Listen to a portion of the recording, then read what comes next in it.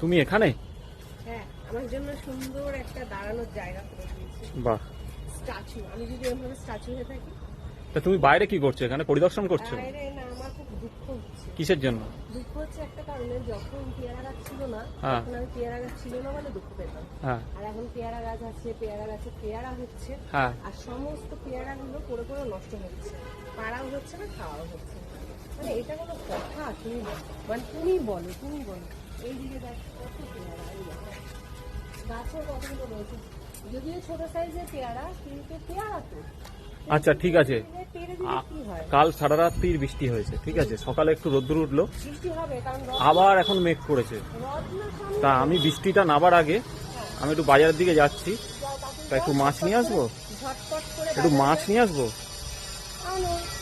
আর সবজি টবজি কিছু আনছি না, এসব কি তাকাচ্ছ? আনবো না বলতে তুমি করতে পারবে? ধোয়া পাগলা, ওদিকে তো এখনো কাজ শেষ হয়নি। ধোয়া বাগনা সে কি আছে, আমি আমার জন্য একটু সেদ্ধ করার মতন কিছু নিয়েছি। দেখছি কি পাওয়া যায়। ঠিক আছে, যাও।